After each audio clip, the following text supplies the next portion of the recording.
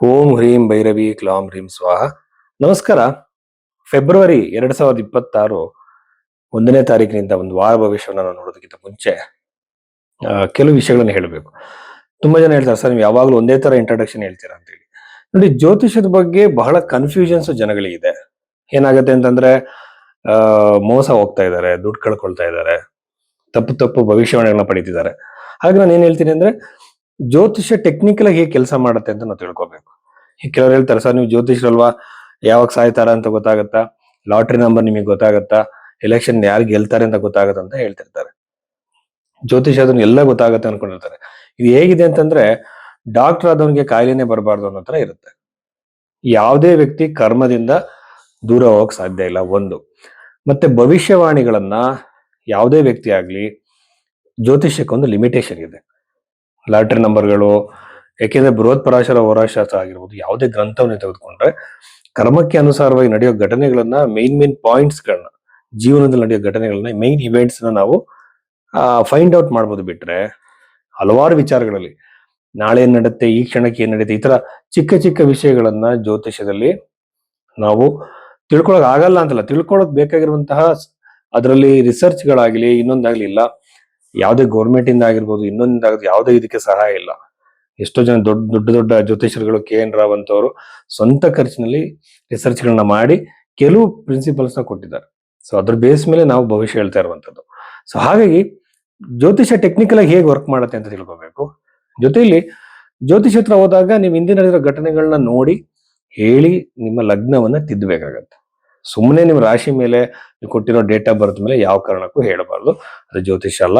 ಇದು ಮೊದಲನೇದು. ಎರಡನೇ, ಪರಿಹಾರಗಳನ್ನ ಹೇಳುವಾಗ ಯೂಶುವಲ್ ಆಗಿ ನಾನು ಹೇಳೋ ಹಾಗೆ ಬೃಹತ್ ಪರಾಶರ ಹೋರಾಶಾಸ್ತ್ರದಲ್ಲಿ ಹೇಳಿರುವಂತಹ ಪರಿಹಾರಗಳನ್ನ ಹೇಳ್ಬೇಕು. ಅದ್ರಲ್ಲಿ ನಿಮಗೆ ಬಡವರಿಗೆ ಶ್ರೀಮಂತರಿಗೆ ಅಂತ ಭೇದ ಭಾವ ಯಾವುದಿಲ್ಲ, ಎಲ್ಲರಿಗೂ ಸಿಂಪಲ್ ಪರಿಹಾರಗಳನ್ನ ಹೇಳಿದ್ದಾರೆ.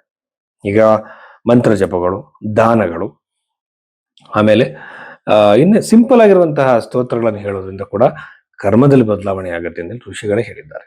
ಸೊ ಇದನ್ನ ಮಾಡೋದ್ರಿಂದ ನಮ್ಮ ಇಡೀ ಜೀವನವನ್ನೇ ಬದಲಾವಣೆ ಮಾಡಕ್ ಸಾಧ್ಯ ಇಲ್ಲದೆ ಇದ್ರು ಸಹ ಕೆಲವು ಘಟನೆಗಳು ಲೈಫಲ್ಲಿ ನ್ಯೂಟ್ರಲ್ ಆಗ್ಬಹುದು. ಇದು ನನ್ನ ಎಕ್ಸ್ಪೀರಿಯನ್ಸ್ ಅಲ್ಲಿ ನಾನು ತಿಳ್ಕೊಂಡಿದ್ದೀನಿ. ಎಷ್ಟೋ ಜನಕ್ಕೆ ಸಮಸ್ಯೆಗಳ ಬಗ್ಗೆ ಎರೆದಿದೆ ತಕ್ಕ ಮಟ್ಟಿಗೆ. ಇಷ್ಟು ನನ್ನ ವಿಷಯಗಳು.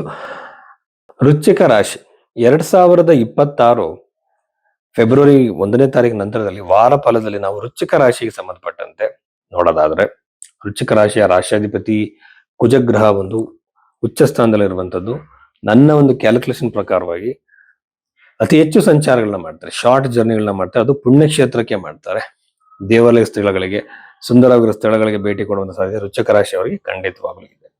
ವೃಶ್ಚಿಕ ರಾಶಿಯಲ್ಲಿ ಚಂದ್ರನ ಇರೋದ್ರಿಂದ, ವೃಶ್ಚಿಕ ರಾಶಿ ಆಗಿರೋದ್ರಿಂದ ಮಾನಸಿಕವಾಗಿ ಏರಿಳಿತ, ಟೆನ್ಷನ್ಗಳು ಕ್ರಿಯೇಟ್ ಆಗ್ತಾ ಇರುತ್ತೆ. ಯಾವಾಗಲೂ ಇವ್ರಿಗೆ ಜಾಸ್ತಿ ಓವರ್ ಥಿಂಕಿಂಗ್ ಪ್ರಾಬ್ಲಮ್ ಜಾಸ್ತಿ ವೃಶ್ಚಿಕ ರಾಶಿಯವರಿಗೆ. ಈ ಸಂದರ್ಭದಲ್ಲಿ ನೀವು ಮನಸ್ಸನ್ನ ಪ್ರಶಾಂತವಾಗಿ ಇಟ್ಕೊಳ್ಳೋದಕ್ಕೆ ಕೆಲವು ಫಾಲೋ ಮಾಡೋದು ಬಹಳ ಒಳ್ಳೆಯದು. ಆಮೇಲೆ ವೃಶ್ಚಿಕ ರಾಶಿಯವರಿಗೆ ಚತುರ್ಥ ಭಾವದಲ್ಲಿ ರಾಹು ಇರೋದ್ರಿಂದ ಕುಟುಂಬದಲ್ಲಿ ಕಲಹ, ಕಿರಿಕಿರಿಗಳು, ಸಣ್ಣ ಸಣ್ಣ ವಿಚಾರಗಳಿಗೆ ಮನಸ್ತಾಪಗಳು ಬರ್ಬೋದು. ಈಗ ನೀವು ಯಾರು ಪ್ರಾಪರ್ಟಿ ರೆಂಟಿಗೆ ಇರ್ತೀರಾ, ಆ ಬಾಡಿಗೆ ತಗೊಂಡು ಅಲ್ಲಿ ನಿಮ್ಗೆ ಏನಾದ್ರು ಕಿರಿಕಿರಿಗಳಾಗೋ ಸಾಧ್ಯತೆ ವೃಶ್ಚಿಕ ರಾಶಿಯವರಿಗೆ ಇರುತ್ತೆ. ನೋವು, ಕಿರಿಕಿರಿಗಳು ಸ್ಟಾರ್ಟ್ ಆಗ್ಬೋದು. ಆಮೇಲೆ ಎಲ್ಲೋ ಹೊರ್ಗಡೆಯಿಂದ ವಸ್ತುಗಳು ನಿಮ್ಗೆ ಸಿಗುವಂಥದ್ದು, ಈಗ ಫಾರಿನ್ ಇಂದನೋ ಬೇರೆ ಸ್ಟೇಟ್ ನಿಮ್ಗೆ ಯಾರೋ ಒಂದು ವಸ್ತುಗಳನ್ನ ತಂದು ಕೊಡೋ ಸಾಧ್ಯತೆಗಳು ಈ ರಾಶಿಯವರಿಗೆ ಹೆಚ್ಚಾಗಿರುತ್ತೆ ಈ ಟೈಮಲ್ಲಿ. ಪಂಚಮ ಭಾವದಲ್ಲಿ ಇರುವಂತಹ ಶನಿಯಿಂದ ಮಕ್ಕಳಲ್ಲಿ ಒಂದ್ ರೀತಿ ಸ್ಲೋನೆಸ್, ನನ್ನ ಮಕ್ಕಳು ಓದಲ್ಲ, ನನ್ನ ಮಕ್ಕಳುಗಳು ಯಾವ್ದಲ್ಲ ಕೂಡ ಒಂದು ಅವ್ರ ಸ್ಪೀಡ್ ಆಗಿ ಇಲ್ಲ ಅಂತ ಕೆಲವರು ಅನ್ಕೊಳ್ತಿರ್ತಾರಲ್ಲ, ಆ ಒಂದು ಸಾಧ್ಯತೆ ಮಕ್ಕಳಿಂದ ಆಗುತ್ತೆ. ಸಂತಾನದ ಅವಕಾಶ ಬಹಳ ಕಡಿಮೆ ಪ್ರಯತ್ನ ಪಡ್ತಿರೋ ದಂಪತಿಗಳಿಗೆ. ಹಾಗೇನೆ ವ್ಯವಹಾರ, ಹಣಕಾಸು ಇದೆಲ್ಲ ನೋಡಿದಾಗ ಹಣಕಾಸಲ್ಲಿ ಮಾತ್ರ ಖಂಡಿತವಾಗಲೂ ಅನುಕೂಲ ಇದೆ. ಯಾಕೆಂತಂದ್ರೆ ಗುರುಗ್ರಹದ ದೃಷ್ಟಿಯಲ್ಲಿ ಇರೋದ್ರಿಂದ ಕೊಟ್ಟಿರೋ ಹಣ ವಾಪಸ್ ಬರ್ಬೋದು, ಅಥವಾ ನೀವು ಲೋನ್ ಟ್ರೈ ಮಾಡ್ತಿದ್ರೆ ಹಣ ನಿಮಗೆ ಬರ್ಬೋದು, ಕೈ ಸೇರ್ಬೋದು, ಅಥವಾ ನಿಮ್ದೇ ಯಾವ್ದೋ ಹಣ ಮೆಚೂರ್ಡ್ ಆಗಿ ನಿಮ್ಗೆ ಸಿಗ್ಬೋದು. ಈ ಸಾಧ್ಯತೆಗಳು ವೃಶ್ಚಿಕ ರಾಶಿಯವ್ರಿಗೆ ಇಲ್ಲ ಅಂತಲ್ಲ, ಖಂಡಿತವಾಗಲೂ ಇದೆ. ಉದ್ಯೋಗಕ್ಕೆ ಪ್ರಯತ್ನ ಮಾಡ್ತಿರೋಂಥವ್ರಿಗೆ, ಹೊಸ ಉದ್ಯೋಗಕ್ಕೆ ನೀವು ಟ್ರೈ ಮಾಡ್ತಿದ್ರೆ ಅವಕಾಶ ಕಡಿಮೆ. ಟೆನ್ಷನ್ಗಳು, ವರ್ಕಿಂಗ್ ಎನ್ವಿರಾನ್ಮೆಂಟ್ ಅಲ್ಲಿ ಶತ್ರುಗಳು ಕ್ರಿಯೇಟ್ ಆಗಿ ನಿಮಗೆ ಮಾನಸಿಕವಾಗಿ ಹಿಂಸೆಯನ್ನ ಕೊಡುವ ಸಾಧ್ಯತೆ ಇರುತ್ತೆ. ದಶಮ ಭಾವದಲ್ಲಿ ಕೇತು ಇರೋದು ಇದಕ್ಕೆ ಕಾರಣ. ಆಮೇಲೆ ವೃಶ್ಚಿಕ ರಾಶಿಯವರಿಗೆ ಇನ್ನೊಂದು ಬಹಳ ಮುಖ್ಯವಾಗಿ ನನಗೆ ಅನ್ಸಿದೆ ಅಂತಂದ್ರೆ, ಉದ್ಯೋಗದಲ್ಲಿ ಬದಲಾವಣೆ ಆಗಿರ್ಬೋದು, ಟ್ರಾನ್ಸ್ಫರ್ ಆಗಿರ್ಬೋದು, ಪ್ರಮೋಷನ್, ಎಲ್ಲದರಲ್ಲೂ ಕೂಡ ತಡೆ ಇರುತ್ತೆ. ಇಂಥ ಸಂದರ್ಭದಲ್ಲಿ ಕಾರ್ಯಸಿದ್ಧಿ ಹನುಮಾನ್ ಮಂತ್ರವನ್ನು ಹೇಳೋದು ಬಹಳ ಮುಖ್ಯ. ಬಟ್ ಅದನ್ನ ಅಕ್ಸೆಪ್ಟ್ ಮಾಡ್ಕೊಳ್ಳೋದು ಇನ್ನು ಅದಕ್ಕಿಂತ ಮುಖ್ಯ. ಇಷ್ಟು ವಿಚಾರಗಳಿದೆ. ಆಮೇಲೆ ಅಷ್ಟಮ ಭಾವದಲ್ಲಿರುವಂತ ಗುರುಗ್ರಹದಿಂದ ವಿವಾದ ಸಾಧ್ಯತೆ ಬಹಳ ಕಡಿಮೆ.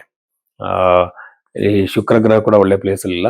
ಹಾಗಾಗಿ ವಿವಾಹದ ಸಾಧ್ಯತೆ ಬಹಳ ಕಡಿಮೆ ಆಗತ್ತೆ ಅಂತ ಹೇಳ್ಬೋದು. ವಿವಾಹಕ್ಕೆ ಸ್ವಲ್ಪ ಡಿಲೇ ಮಾಡೋದು ಒಳ್ಳೇದು. ಸ್ವಯಂವರ ಪಾರ್ವತಿ ಮಂತ್ರ ಜಪವನ್ನ ನೀವು ಮಾಡಿಸಿದ್ರೆ, ಈಗ ಭೈರವಿ ಆಶ್ರಮದಲ್ಲಿ ನೀವು ಮಾಡಿಸ್ತೀರಾ ಅಂದ್ರೆ ಪ್ರತಿದಿನಕ್ಕೆ ₹100 ಚಾರ್ಜಸ್ ಇರುತ್ತೆ ಅಷ್ಟೇ. 47 ದಿನ ಮಾಡ್ತಾರೆ. ಇದರಿಂದ ಬಹಳ ನಿಮಗೆ ಪಾಸಿಟಿವ್ ಆಗಿ ಚೇಂಜಸ್ ನ ಕಾಣ್ತೀರಾ. ಜ್ಯೋತಿಷ್ಯದಲ್ಲಿ ಬಹಳಷ್ಟು ಜನಕ್ಕೆ ಕನ್ಫ್ಯೂಷನ್ಸ್ ಇದೆ. ಹಾಗಾಗಿ ನಾನು ಯಾವಾಗಲೂ ಇಂಟ್ರಡಕ್ಷನ್ ಹೇಳ್ತಾ ಇರ್ತೀನಿ, ಜ್ಯೋತಿಷ್ ಹತ್ರ ಹೋಗ್ಬೇಕಾದ್ರೆ ಸರಿಯಾಗಿ ತಿಳ್ಕೊಂಡು ಹೋಗಿ ಅವ್ರ ಬಗ್ಗೆ ಏನು ಓದಿದ್ದಾರೆ ಏನು ಅಂತೇಳಿ. ಸೊ ಇಲ್ಲಿ ಮುಖ್ಯವಾಗಿ ಜಾತಕವನ್ನ ತುಂಬಾ ತರದಲ್ಲಿ ನಾವು ಅನಲೈಸ್ ಮಾಡಬೇಕಾಗತ್ತೆ. ರಾಶಿ ಚಾರ್ಟ್ ಬೇರೆ, ನವಾಂಶ ಬೇರೆ, ಉದ್ಯೋಗ ನೋಡ್ಬೇಕಾದ್ರೆ ದಶಾಂಶ ನೋಡ್ಬೇಕು. ಇದ್ರ ಜೊತೆಯಲ್ಲಿ ನಾನೇನ್ ಮಾಡ್ತೀನಿ ಅಂದ್ರೆ ಹಸ್ತರೇಖೆಗಳು ಅದಕ್ಕೆ ಮ್ಯಾಚ್ ಮಾಡ್ತೀನಿ.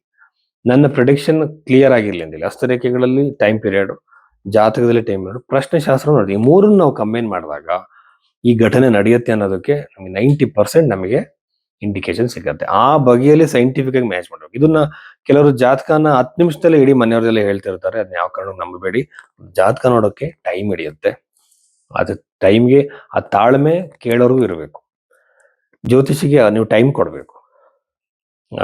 ನನಗೆ ಹೇಳ್ತಿರ್ತಾರೆ, ಸರ್ ನೀವು ಇಷ್ಟೆಲ್ಲ ನೀವು ಅಡ್ವರ್ಟೈಸ್ಮೆಂಟ್ ಮಾಡ್ತಿದ್ದೀರಾ, ನಿಮಗೆ ತುಂಬಾ ದುಡ್ಡು ಸಿಗಲಿ ಅಂತ ನೀವು ಮಾಡ್ತಿದ್ದೀರಾ ಅಂತಾರೆ.